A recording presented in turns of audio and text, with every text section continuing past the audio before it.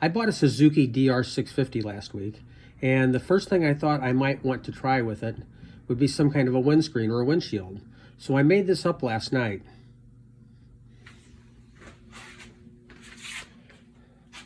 It's made out of plexiglass, and I bent it up, and it's actually using a pattern that I found on the internet to make one out of a piece of a trash can. And some people expressed some interest in it, so I thought I'm going to try to make a video of the whole thing put together. I'm going to make a second one. Okay, step one, you have to make a template. And I'm going to tell you up front that I did not design this template. This was taken from the video where the guy tells you how to make the $6 trash can windshield. So I looked all over. I couldn't find a trash can the right size to make that. So I decided I would make it out of plexiglass instead. Okay. So essentially what you need is a piece of plexiglass. I got 15 and a quarter square. And this is the pattern. So start off the piece 15 quarter by 15 and a quarter. You start off 9 and a quarter, 8 inches, lay it out, 3 inches, 3 and a quarter. And honestly, these dimensions don't have to be perfect. If you're within a quarter of an inch in any direction, it'll be just fine. So pause the video, make yourself a little drawing the dimensions, and you're good to go. Once you get the final product made, this is my template that I used to make the first one. This I just did so you could see how I did it. You'll need to make some bends in here, okay? And when I made my first one, I just kind of made some bends, went up and tried it, made some bends, went up and tried it until I got it right. So I've measured the one that I made, okay? So these bends up here, where it says 150, 130, 150, these are going to be outside bends. So you're going to take a protractor of some sort. You're going to set these to that amount, and you're going to bend them, okay? We're going to show you how to bend it later.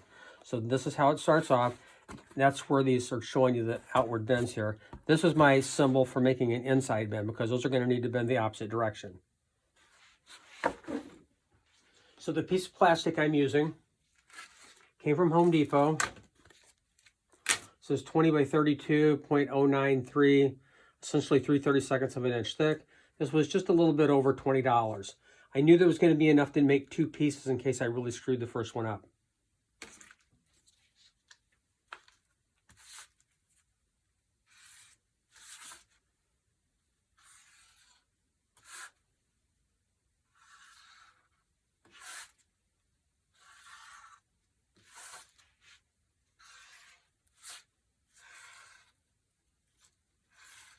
It's important not to take the plastic off till you get the thing completely cut. After that, you'll take the plastic off before we bend. So the next thing we're going to do is cut out the template. Now, to be honest, you could use almost any kind of saw to do this. You could use a table saw. You could use some kind of a small cordless skill saw. You could use a jigsaw, whatever you feel comfortable with. I have the bandsaw. It works pretty good. It's going to be kind of noisy, but we'll go ahead and make the cut.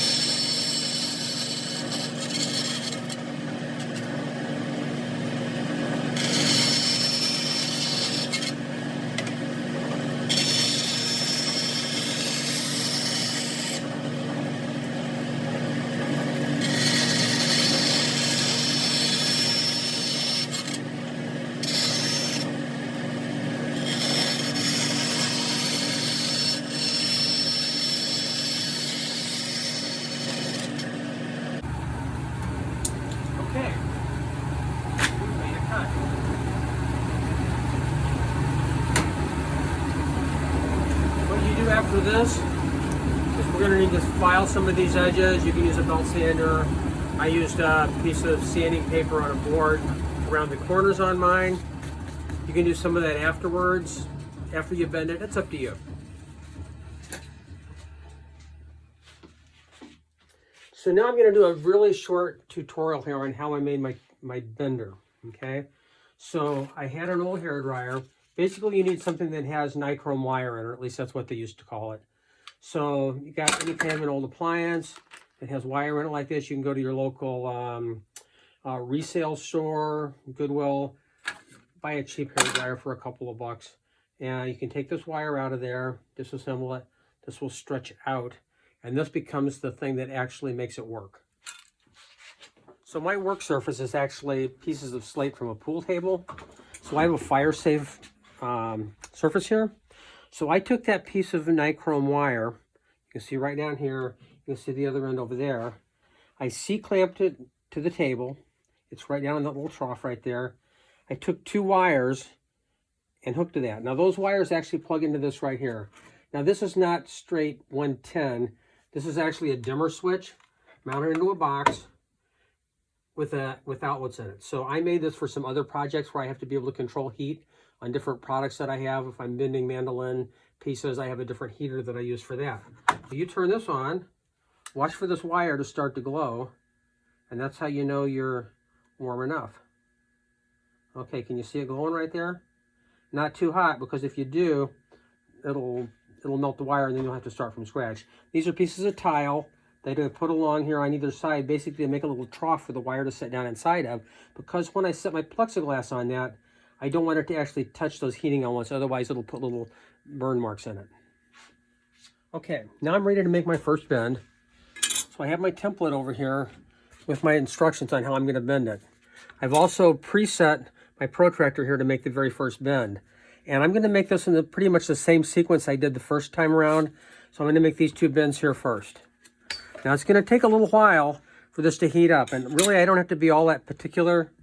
I just have to go from that corner to something just short of the middle in order to get a good bend here. This is going to take the most patience of any part of the video because it takes a little while for this to get hot enough.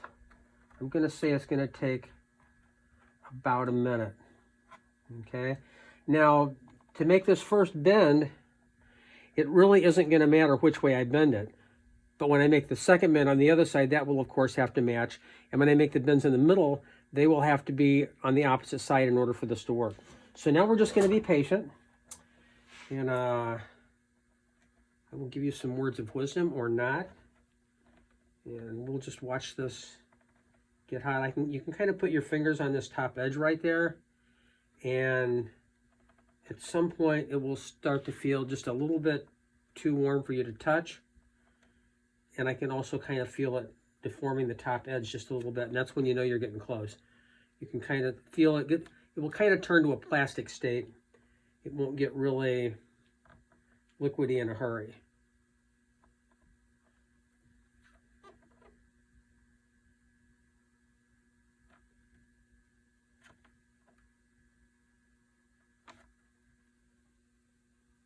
All right, now it's bending. Sweet. Now I'm going to double check this here. See how close. Well, I need a much more than that. A whole lot more. Put it back on there before it cools off. Give it a little bit. Give it some more.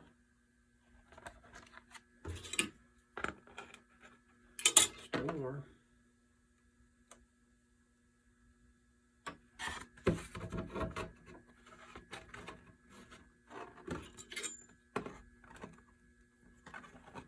Get the angle you want. You have about 10 or 15 seconds to work with it before it starts to set up and get hard. So I'm liking that pretty good. When this thing gets finally attached, it gets attached with Velcro. The Velcro makes up a little bit of mismatch if it isn't perfect. So we've made our first bend with our tubing bend, with our plexiglass bender. So I'm going to stop the video right now. I'm going to make the rest of my bends, and then we'll continue after that. Okay, I made all the bends except the last one. We're getting close to being warm enough here. So far, it's probably taken me about 10 minutes since I last turned the video off. Okay, I've set my final angle here. It has to be 135. Gonna hold that. That's the nice thing about this is it sets up so quick. You don't really need any clamps. All you just need is kind of a feel for it. So we've set it there for just a minute.